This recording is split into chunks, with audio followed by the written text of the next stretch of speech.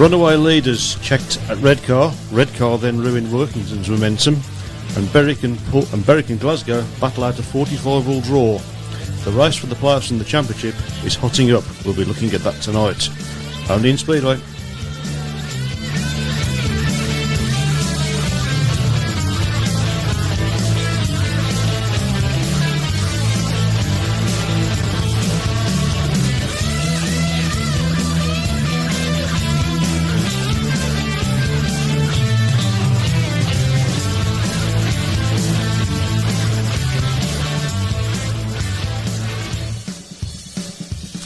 Good evening and welcome once again to the Speedway Tavern. How's your week been? Hope it's been a good one. In the studio tonight we have got Webby. Hello. So hello. Very nice. We have got Matt. Hello. And we got me. Hi. How are we doing, gents? All good. All good. Yeah. Fantastic. Is your voice going to last the show, do you think? Or I beg your pardon? is your voice going to last the show? I'm not sure, actually. I'm not sure. But, you know, everybody's going to say bets out there, hoping that it's going to go, I think. We shall see. We shall see. Be a glorious engine failure on the last lap, wouldn't it? Yeah. I just forgot to turn the fuel on. Anyway, we've got a few things to talk about. Where shall we start this week? Well, it's all to play for in the Knockout Cup, isn't it? After the first leg last night at Kings Lynn, the two sides battling out a 45-all draw. So I think you'd have to say, on the face of it, advantage Leicester. But Leicester, of course, not been quite as prolific on the road, or at home, this season as they have been in recent seasons. So, and Kings Lynn have pulled out a few surprise results during the course of the season. So, while I don't think the tie's over, I think you would have to make Leicester very, very warm favourites to win that one. Yeah, I mean, I guess from Kings Lynn's point of view, they're just going to look at the match and say, look, we just need to win it. By hook or by crook, we just need 2 points. Well, it's effectively a one-legged tie now, isn't it? It is, yeah. With the first leg being a draw. So neither side could maintain an advantage at the Adrian Flux Arena, with the Stars reserves Nikolai Clint and Luke Harrison putting them into an early lead after a 5-1 in heat number 2, only for the Lions to hit back and then open up a 6-point lead of their own. So we'll have a look at the individual scorers then for the first leg last night. So. For Kings Lynn, well, Nikolai Clint scoring 14 and 2 from reserve. So again, Kings Lynn always going to have a strong reserve.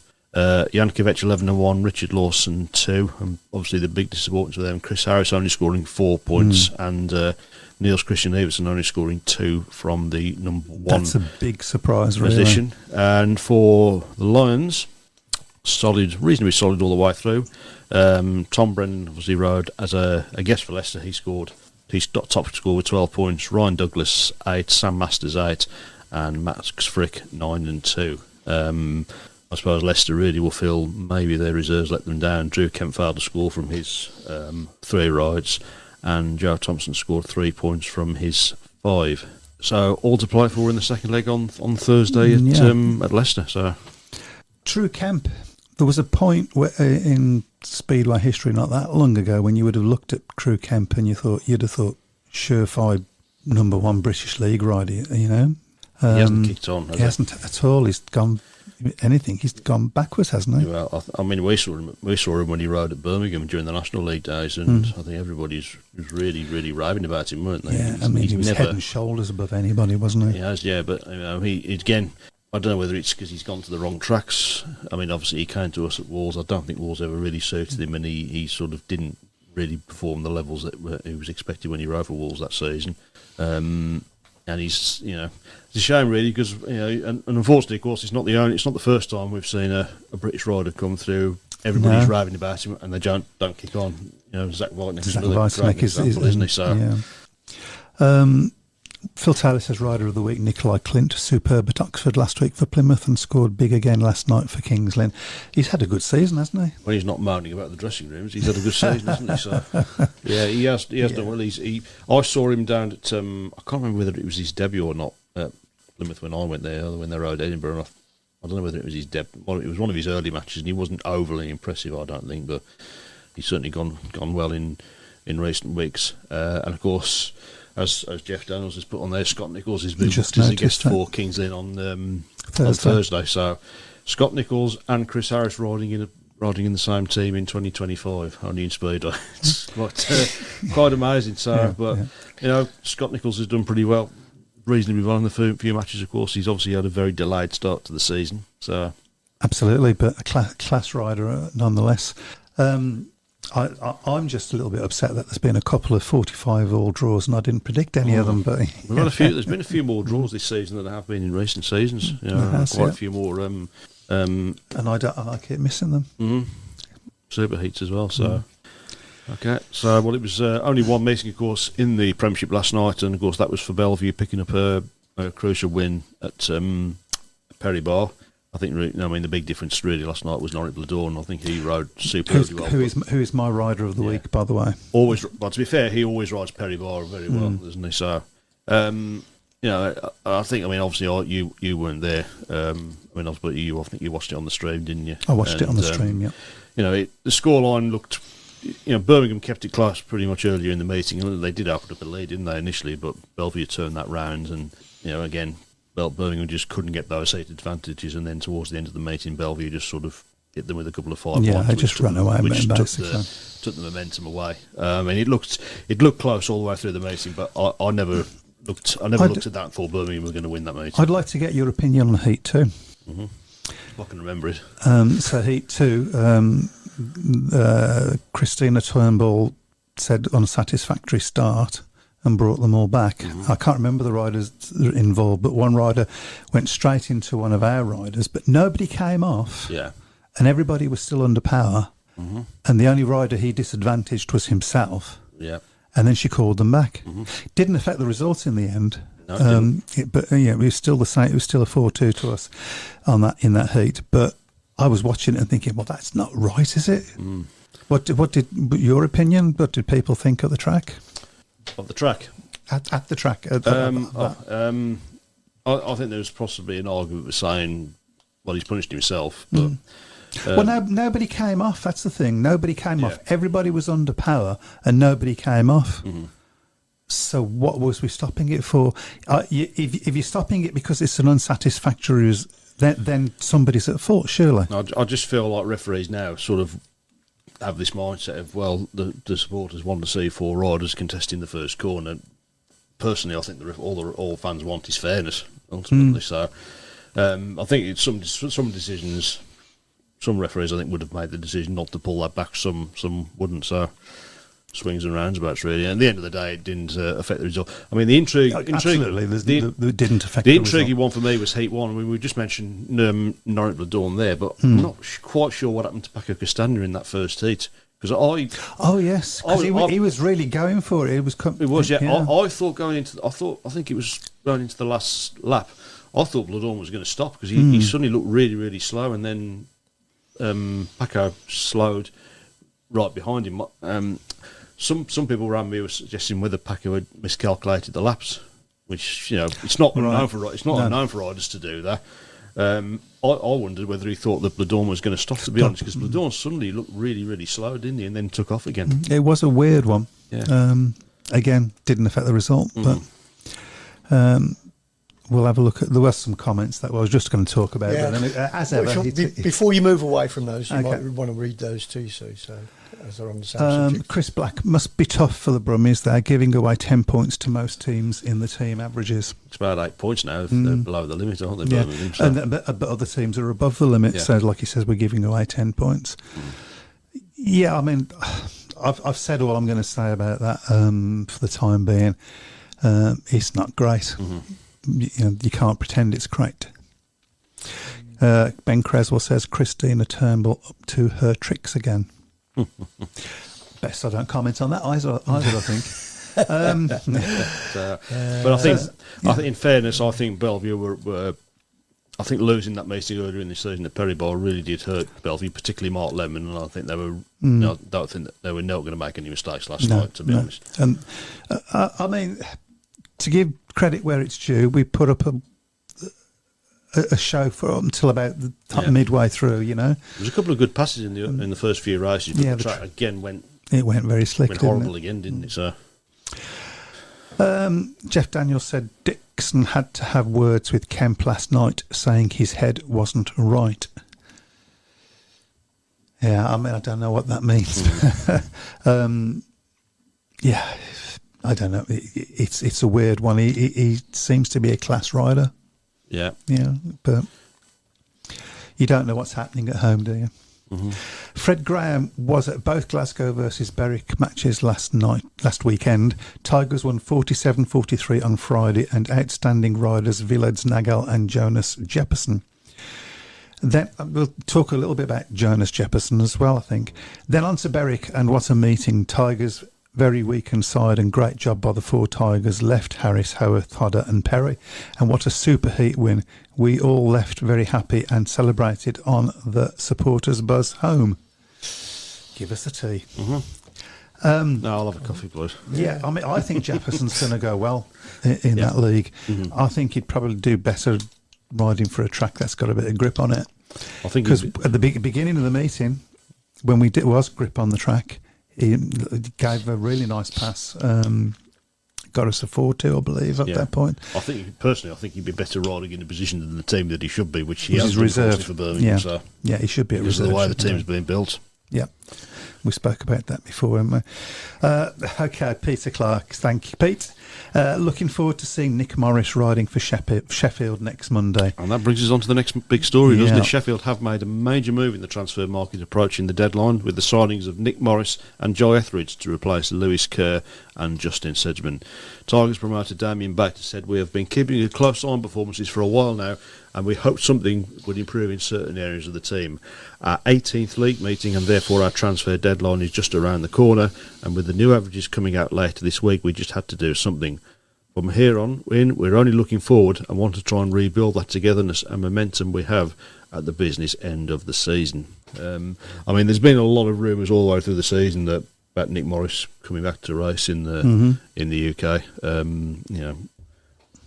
We sort of know sketchy details about why he wasn't riding over here, but and if they can get the Nick Morris of 2-3 years ago, I think that's a really shrewd move from Sheffield. And it is a slight gamble, but maybe they needed to make that gamble. It's going to be interesting to see what sort of reception he gets at Perry Bar. Yes, because he didn't. I don't think he endeared himself really to the Birmingham fans, did he? So he was a major disappointment, I think. But also, his last meeting against, I can't remember who it was now, but was it Glasgow? Oh, I don't know. I don't think it was Glasgow. But I'm not sure whose last meeting was, but he really didn't endear himself. He failed a test, as I remember, and Mm-hmm. But the one thing I would have to say is, of course, anybody that has any doubts, of course, he should come back. He's done his time. Yep. Yeah, there's no doubt about that at all. Morris Etheridge in for Sheffield. Kerr, Sedgman out. I think they're probably moves that they had to try. I think so. Yeah, I think Sheffield win the thing again. Sheffield's target is to win the league, and ultimately, they've had all sorts of issues this season. Of course, we're obviously losing Ty Wifferton, who, of course, as a few people have put on the comments, quite amazingly was back on a bike at the weekend, racing in at Rosslab. I think he was doing some practice in there. It's incredible to think that 6 months ago he was riding a coma, and now he's back riding again. It's just. Yes, Speedway riders are mad, aren't they? They are absolutely crazy. Did you see the footage of it? He looked good. He looked happy to be on that. He looked happy there. It's always difficult, I think, when they're going round on their own. And the test is going to be if he does decide to have another go. It's going to be when he gets into the first corner and he's got 3 of the blokes with him. So. Yeah, always that. Certainly something you can't go into that half soaked, really, can you? Because that's when you're going to find yourself in trouble. You have to wonder what he thinks he's going to achieve. And I'm surprised, to be honest. I thought he might have. He certainly was making noises that he might not be coming back, wasn't he? I mean, it may well be that he might not, to be honest. It is only a practice. He's not sort of planning his first meeting back or anything like that. He's just got to just give it a try and see how it goes. Good luck to him, whatever he decides. Absolutely, I have to say that. Craig Smee, I went to Perry Bar last night to follow the Aces. Really enjoyed the meeting. Good little stadium, shame it's going. Was gifted a VIP centre green experience by a lovely woman who picked out my lad from the crowd. Absolutely fantastic watching so many races from the centre green. Love how you can walk into the pits before the meeting as well and speak to the riders. More tracks should allow this. I didn't know I didn't, to be honest, but yeah, it's something we've always done at Perry Bar. Some do. I'm glad that you enjoyed the meeting. I have a feeling you probably enjoyed it more than the people dressed in red and yellow. But there you go. Rich Thomas says, can't see Morris getting a sniff off anyone. Oh, dear. Yeah, mate. Oh, I wish I'd read that before I read it out. Yes, yeah. That's allegedly, by the way. Should add to that. So. Brian Reeson, Jason Edwards, top scorer for Witches against Birmingham. He's going to make us stronger for the playoffs. I think he probably will. I think he's a good little rider, actually. Yeah, I'm staggered as to why Birmingham decided to keep Sam Hagan and I'll have not really clear with Edwards. No. Chris Blacks says he's excited for Morris. Is this YouTube, by the way? Yeah. Okay, we remembered YouTube for once. Watch for Morris signing, and I guess it in some ways. However, he has been out of the saddle 2 years. I'm not sure he will hit the ground running. Big gamble by both his teams. Has he been out of the saddle, or has he been practising in Aussie and so on? I think he can ride it. I don't even in the UK that he wasn't allowed to ride, was he? So he may have been getting some testing back in Oz. Chris Black says Ty has confirmed he will ride in 26. Mm-hmm. It was confirmed by himself on Polish TV. I'm not convinced he should come back, but he is. It's his choice at the end of the day.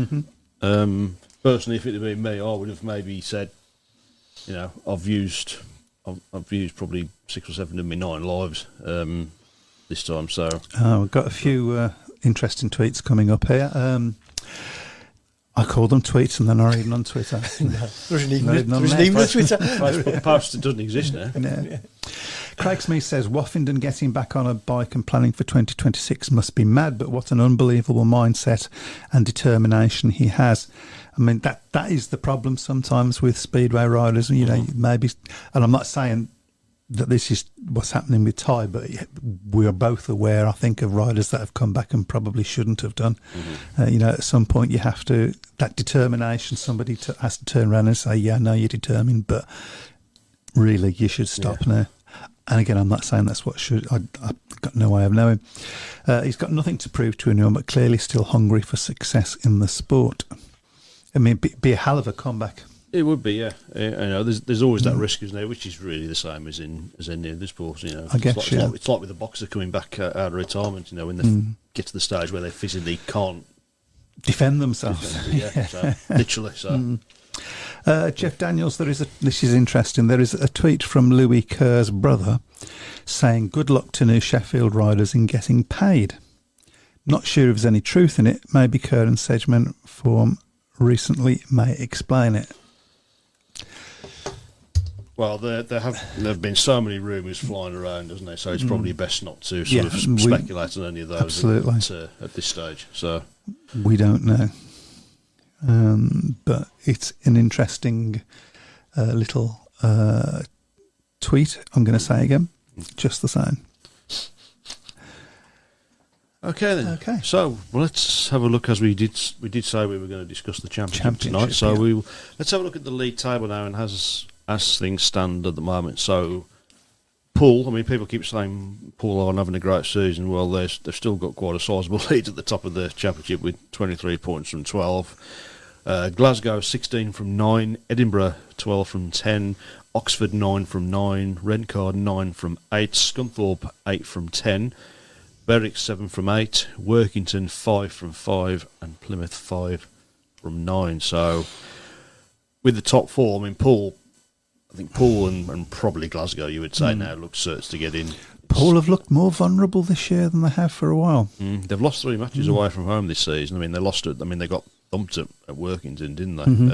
Obviously, they lost at Redcar. They only narrowly beat Workington at Poole last Wednesday. I think it was only 4 points in that meeting, and Workington, since they obviously came back. Don't forget, of course, Workington have been deducted 2 points as well But Workington have been superb since they came back, and I think that was probably as big a win for Redcar there last Saturday as it was beating Poole the night before, because they would come up against a Workington team that had a lot of momentum about it. Redcar were right, the second from bottom last time we saw them. Yeah. Where are they now? Well, they're still outside the playoffs, but they are. That is only on points difference. So at the moment, Poole, Glasgow, Edinburgh, and Oxford round out the top four at the moment. So Oxford got the last place there, level on points with Redcar. Oxford up on goal on points difference. Scunthorpe only a point behind. Berwick only 1 point further behind as well. And Workington, as I say, Workington have got 4 or 5 matches in hand on the other sides as well. Plymouth, I think it's going to be a struggle for them, to be honest. I mean, they've got 9 matches, they've got 5 points. I just don't see that they're going to get the results, certainly away from home. Let's have a look at the moment there. So if we go by Edinburgh 12 from 10, not completely there, but they look a good bit, and they've surprised. I think they've surprised a few people, haven't they? Edinburgh, I think this they have, season. yeah. So they've had some good results, particularly on the road as well. I think they've had a couple of wins away from home. But let's have a look at Oxford's fixtures first of all. They've currently got that 4th spot. So as they have got their home matches, they've got Poole at home, Redcar at home, and Workington at home. So 3. That's tough running, isn't it? 3 tough matches, and away from home they have got. They've got Berwick away, they've got Glasgow away, and they've got Poole away and Workington away. All tough matches. That is a really. I hadn't looked at this. I'm looking at that now. That is. Well, we'll have a look at the rest of the teams in on the running. So we'll go with Redcar next.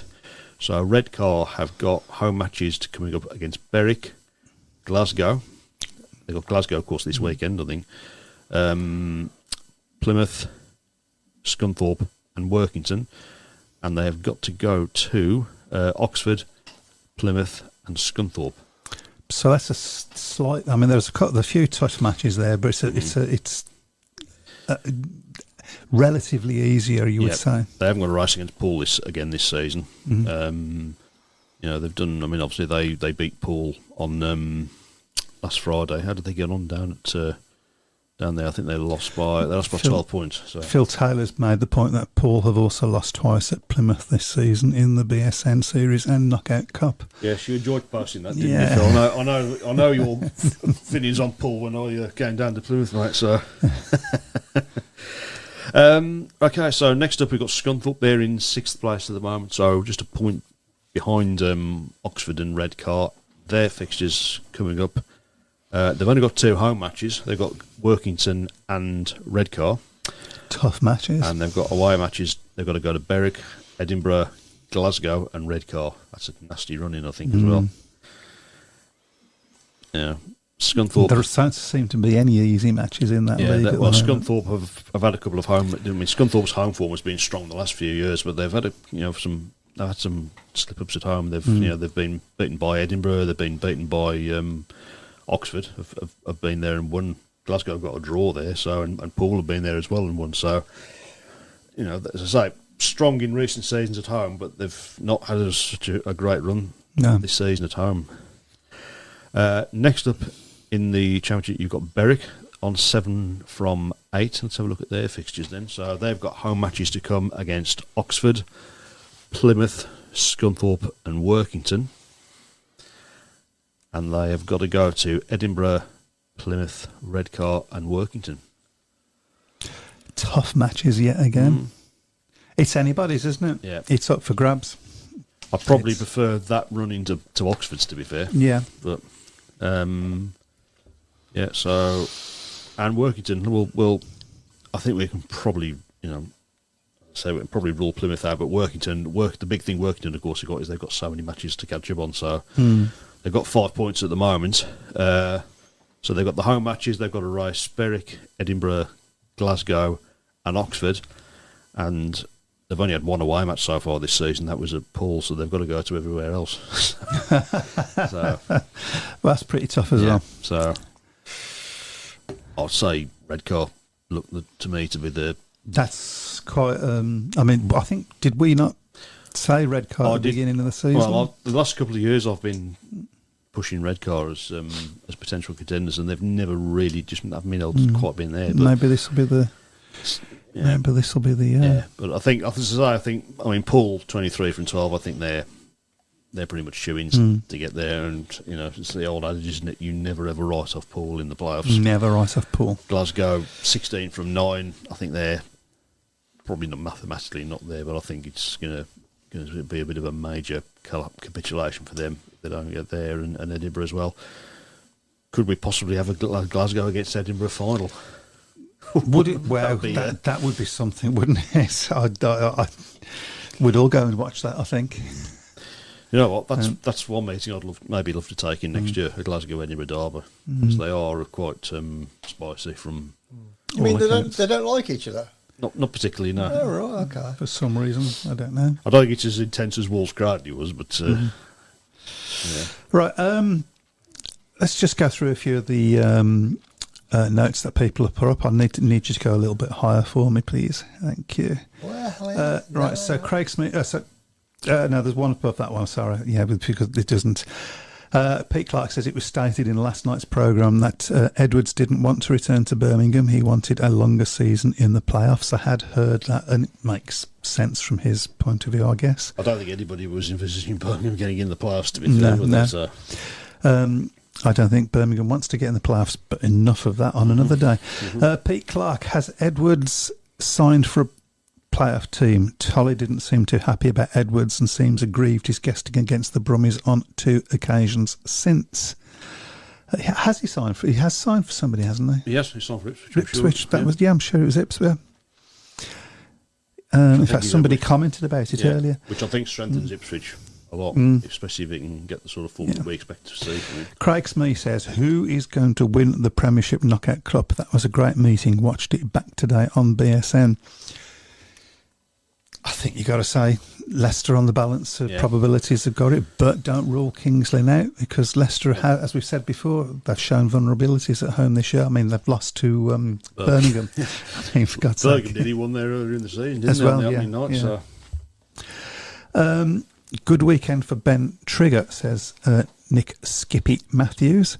Paid 27 from 9 rides in National League and 6 paid 8 at Berwick in Championship Rider of the Week contender. Get your Riders of the Week in as well, please. You got Norwich Bloodhorn from yes, me, didn't you? Yeah, okay. And Clint, somebody said Clint, didn't they? Craig goes, yes, please, on Championship final, Tigers versus Monarchs. That would be something. I would be very tempted to get the stream for that if that's the case. Yeah, that would be something. It's always tense when the two of them meet, so with the stakes being... Chris Black says in 2015 Glasgow and Edinburgh had a cup final and playoff final. They were fantastic, and I think all the cup matches since have been close and great atmosphere. Okay. I miss those days when we used to have those rivalries. Yeah. When there used to be like 30 teams in the league. Can you believe it? Which is what sport's all about, really. Yeah, and then but they used to manage to get them in. Yeah. And they did it without having great big long gaps during the season as well, didn't they? So. Yeah. Another Bloodhorn for Rider of the Week by Jeff Daniels. In the lead. Okay. So we've come to a bit of a natural break where do we want to look forward to the GP? That's coming up soonish, isn't it? I don't think it's this weekend. I think August, it's the weekend after. Yeah, it's the Riga one, Latvia. Yeah. So, is it the 7th? Yeah. Okay, so we'll have a look at that next week. Clive Woodier, any news about next year's league format? Don't be silly. I have heard stories. Heard rumours and stories, I have heard stories from what I would say are quite reliable sources, but Go on. No, I'd have publish Andy, man. Be damned. You'd have to switch the microphone off first, and I'll tell you. So. Yep, and okay. Yes, the microphone's switched off. I forgot what it is now. Fred Graham, guys, as per last week, I spoke to Jason Lyons and the other morning, and he is more than happy to be involved in your Birmingham Specialist podcast. That is such great news. We're going to have a little meeting at the end of this programme tonight, and we're going to come up with the day that we want to have it. And we'll let you know. But yeah, we've started making plans towards that. Looking forward to that.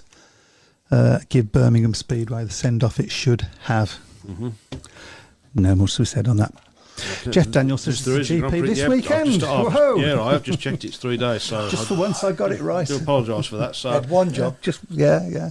Well, we've had a few weeks with that one, haven't we? So I've been sort of used to it, haven't we? So this is going to be such a key Grand Prix, I think, because Brady Curtis had such a great momentum. He's won the last 2 Grand Prix, but he's never ridden Doug Riga before. No. So this is going to be a big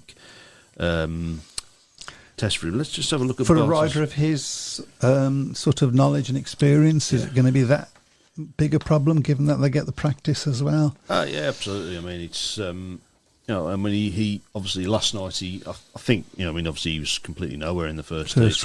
But I do wonder whether maybe some of these meetings he's maybe saving himself for a little bit, because ultimately he has got a decent chance of being world champion. Yeah, so I mean, Smarslick won there in 2024. Let's see, he's scoring 20 points in that one on his way to winning his 5th championship. So Smarslick obviously knows the track well. He's ridden. He's got experience there. So and of course won there the year before.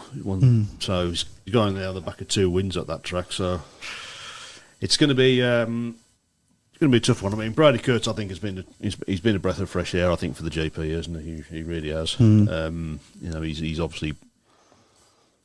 It's. I like the way he goes about his job. Yeah, that's it.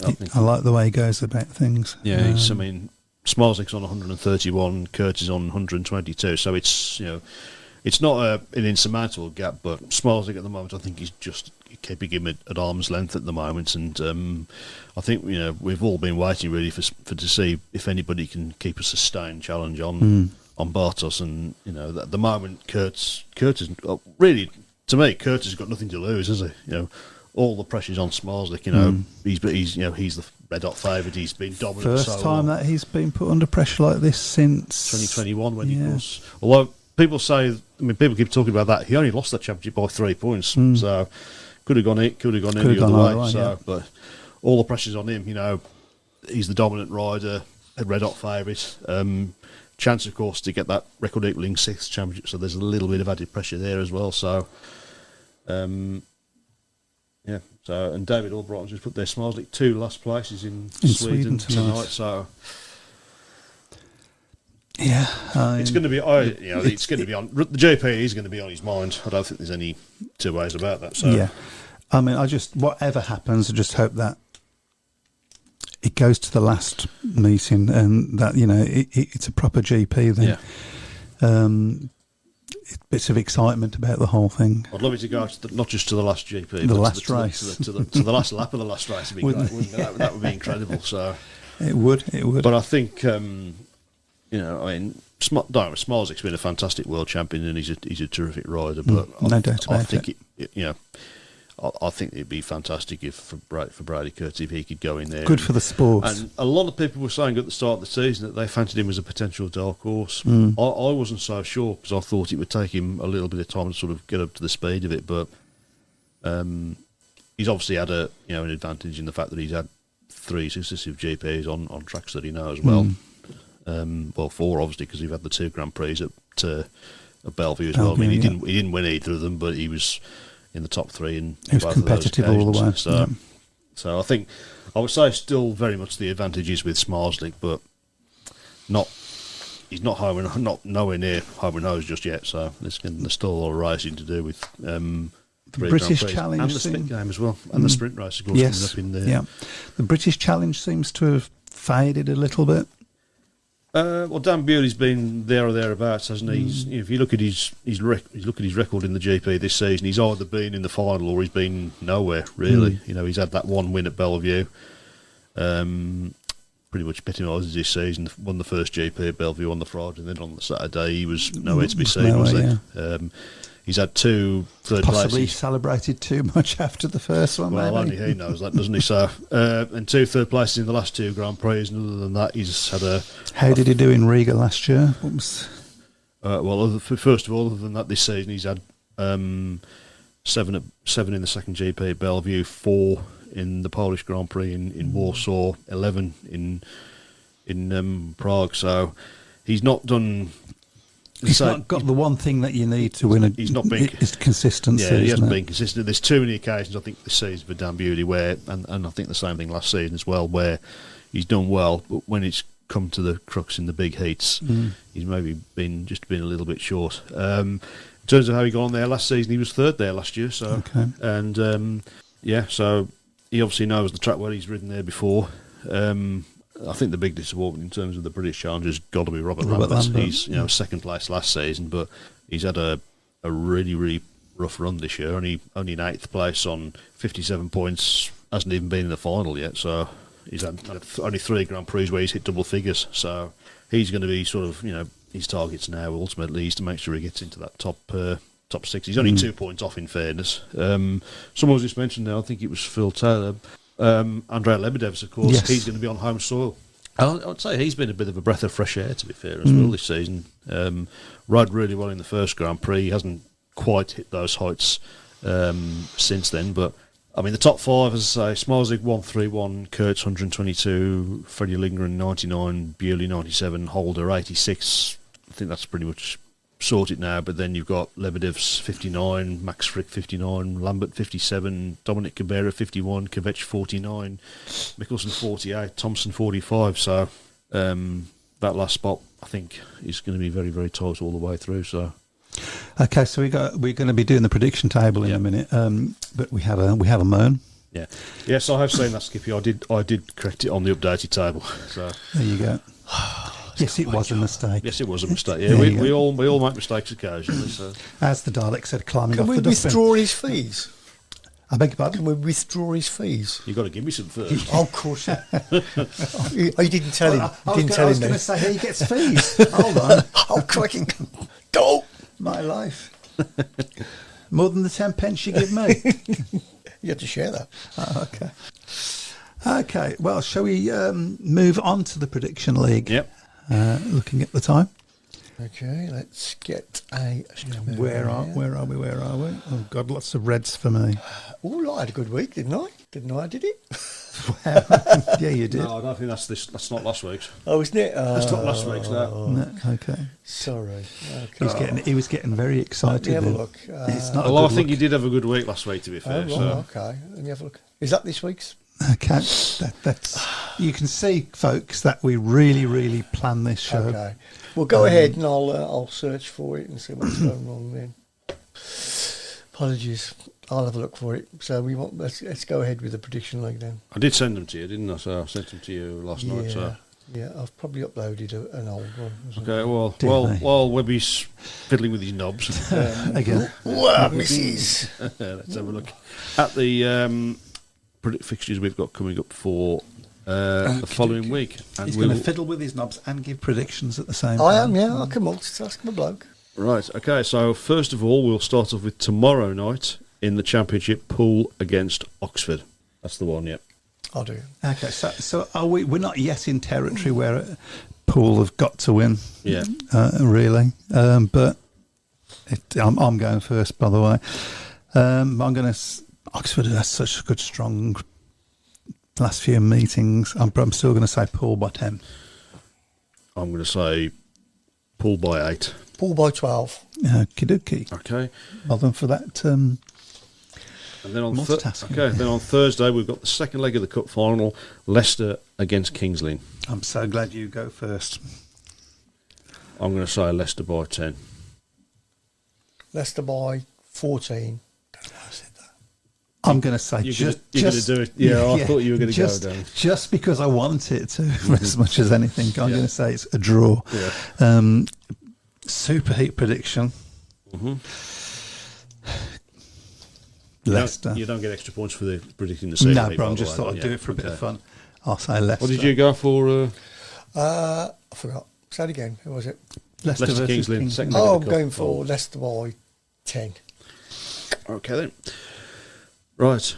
Big night of championship action on Friday, starting off with Redcar against Glasgow. It's going to be That'll be tasty. Yeah, I think this is...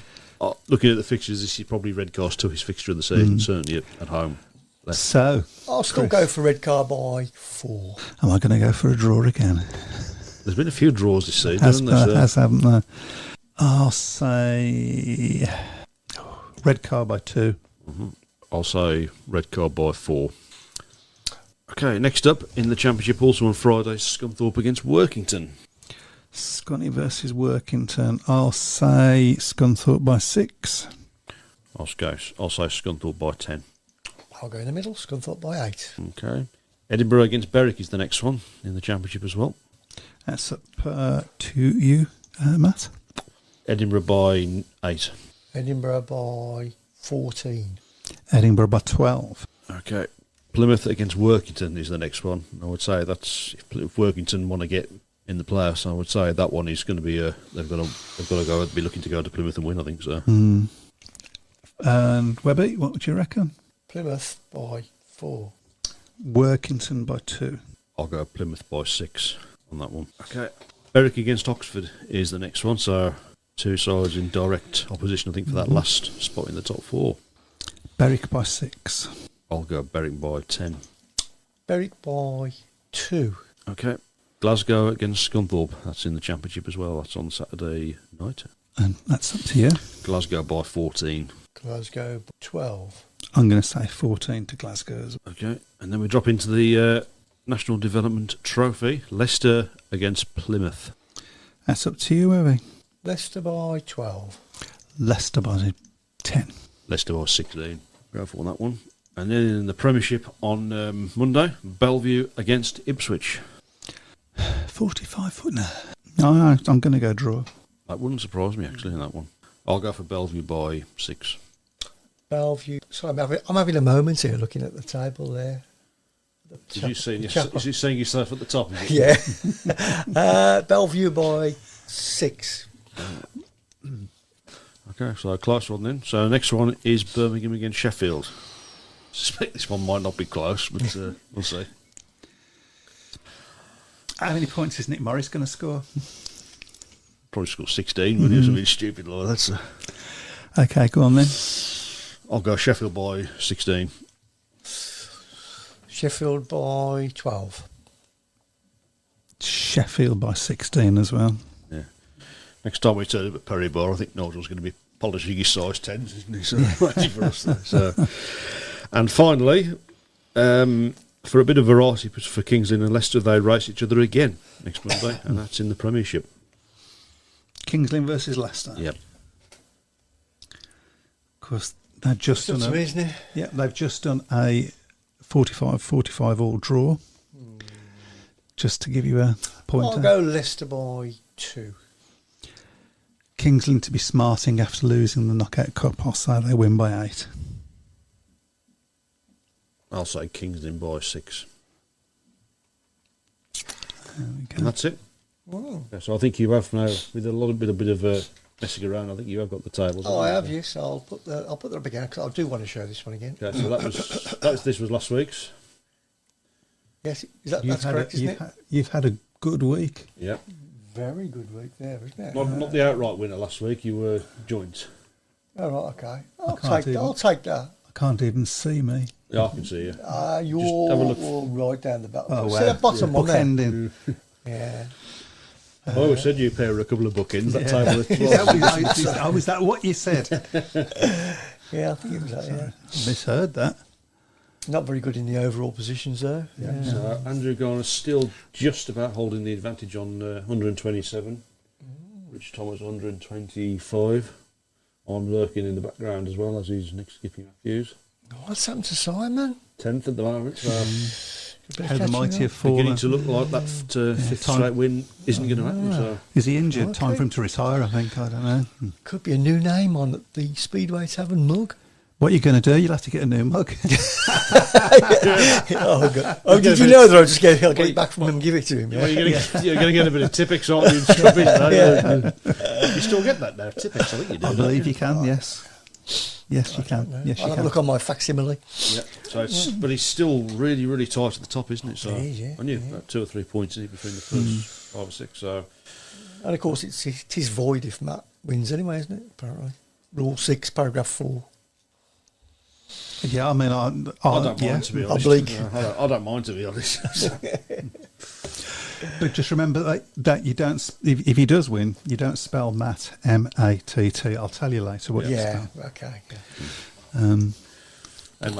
M-A-T-E, isn't it? See you next Tuesday. Get your riders of the week in. You've only got 13 minutes. Chris Bencook at 6 favours Kings Lynn. Can see him taking 7 rides. Yeah. Yep. Hasn't had as great a season this season, though, has he, Ben Cook? No, Really, he so- hasn't. There was a bit of controversy with Ben Cook not long back as well, wasn't there? Yeah, Zach Cook wasn't great at Perry Bar last night either. He hasn't done as well this season, has he? 'Cause No. I thought every time he comes back to Birmingham, he'd be a bit of a thorn in the Brummie side, but But he hasn't necessarily been so. most of the time he hasn't needed to be honest. So. No. Well, They've been a thorn in their own side, haven't they? Really, you Birmingham. have to wonder whether even Norwick Bloodhorn hadn't raced so well and raced nearer to his average. We'd have still lost probably. Yeah. Okay. Kings Lynn has Scott Nichols as a guest in the Knockout Cup. They have final. indeed, That yes. is going to be. I mean, he knows Leicester quite well, I believe. Yep. So yeah, I'm going to keep my eye on that. Actually, it's going to be an interesting one, I think. Yep. So in terms of the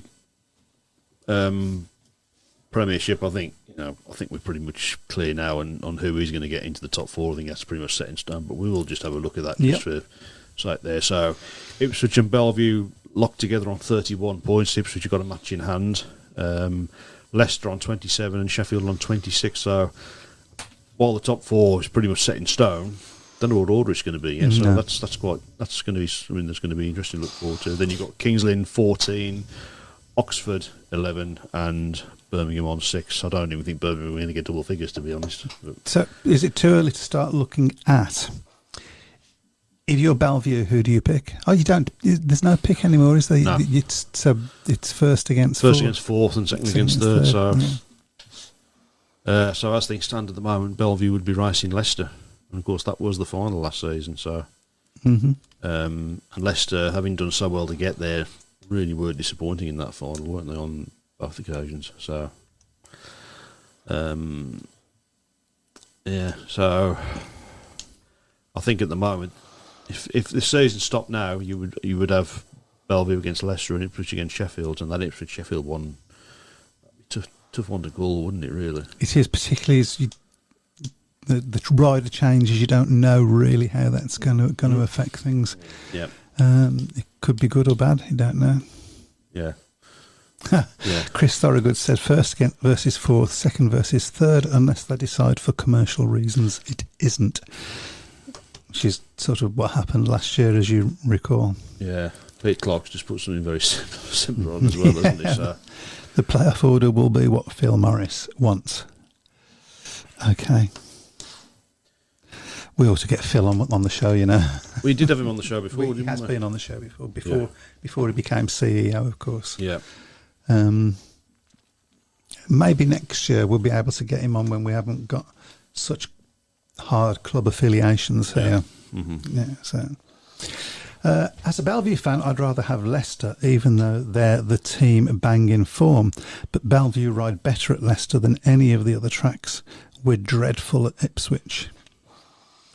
Now, your chances are you're going to get Ipswich at some point if you stay in. Well, at the end of the day, if you want to beat the best, you're going to have to beat Ipswich at some point. But the interesting thing is going to be with Sheffield as to what those team changes are going to do. It's been a bit of an unsettled season, hasn't it, with Sheffield, obviously with injuries and things like that. I think if they'd have had their team that they had at the start, I think they would have been. You should say that about Ipswich as well. I mean, they've had obviously injury problems for the second year on the row. They've covered that really well, haven't they? They've covered it well this season, yeah. I think generally they covered it well last season. I think in the end, by the way, do you know what this is? It's a selfie stick. This is my stick for hitting you on the head every time you click that pen. Okay, thank you. I hadn't noticed he was doing it, to be honest. You don't realise how loud it is in my headphones. We don't care. No. Anyway, when do you want my stupid question of the week? no. Okay. Well, you haven't asked it already.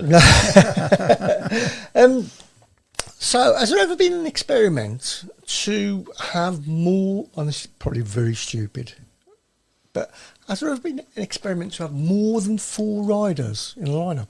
Yes. Oh, yeah. Oh, has that? Oh, right. Okay, so it's not so stupid. Well, in the Pace Championship, was it? I can't remember how many it was that they used to have in the Pace Championships in the early 90s. I think They used to have 2 rows of riders, didn't they? Used to be 2 rows of riders. And Ipswich, of course, used to have the 16 lapper, 16 didn't they? lapper. Which was 16 riders. 16 riders. Was it 16 riders over 16 laps? Over 16 laps, yeah. At Ipswich, which is one of the tightest tracks you could. So how did they get the formation? For Ipswich, it was they had a like a normal individual meeting to qualify the top 16 riders in the order that they would go on the. Oh, I see. Yep. Yeah. I bet it was exciting. Imagine having that at somewhere like Buxton. Yes, Plymouth. Yeah. I mean, Ipswich isn't a large track, though, is it? It's got bigger straights, isn't it? So I think it's got quite big straights, Ipswich. So. Okay. So yes, and they don't. Isn't the Czech Golden Helmet more than 4 riders in a race? I think it is, yeah. So I remember when we first had the Speedway World Cup, they had a decision to have 5 riders in the race, but they added a Rosler, which wasn't a wide track at all. And I remember there was a lot of Mark Laram in particular, when he was world champion at the time. He was very, very critical of the decision. Saying 5 riders on the line, the track's not wide enough, and there was quite a few bad crashes in those. Yeah, and certainly in the race-off meeting. As well. Peter Craven has a 6-rider final as well. Oh, right. Peter Craven Memorial, yeah. Just time for a quick, so it wasn't such a stupid question. I've got a really stupid one Okay, now, but it doesn't seem stupid to me because I Might know what they're doing. Has the track always been that shape? Yeah. Yeah. Is it? Yeah. Apart from there was one track, Hastings, which was like one straight and one. It was like a D essentially. Crew was similar. Crew was like a big circle, wasn't it? Yeah, Crew was like a big circle. Did you ever go there? Crew. Yeah, Crew. Yeah. What was it like as a racetrack? It was very bumpy, very bumpy. A bit like Perry Boyd. Nose worse than Perry. I remember watching Arthur Browne. Arthur Browne was the only one that could keep the bike on the track. Yeah. he was going around serenely while everybody else was bumping up and down. Yeah. So there's not a regulation there, or is it? Well, I guess there must be a regulation now. It can't be below a certain length.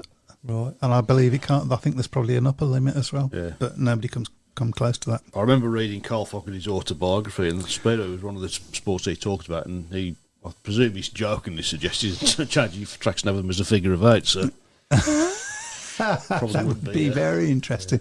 Nick Skippy Matthews says Plymouth is crowded with 14 on the parade lap, and they aren't even racing. Ipswich 16 lapper was 8 in the final, and the World Pairs in the early 90s was 6. And Craig Smith says the Golden Helmet, he thinks that was 6 laps as well. So I think there was a period of time in the old Elite League when the last race was 6 laps as well for a couple of years. When I don't know whether that was Sky's request or whether that was one of the BSBA's rules. I don't know about that one. It didn't last very long. A lot of the BSBA's fads, to be honest. So. Yeah. I'm just thinking the more laps, should it make it more I seem to remember, I've dredged up a memory from somewhere that originally in Australia they were 5-lap races, not 4-lap races.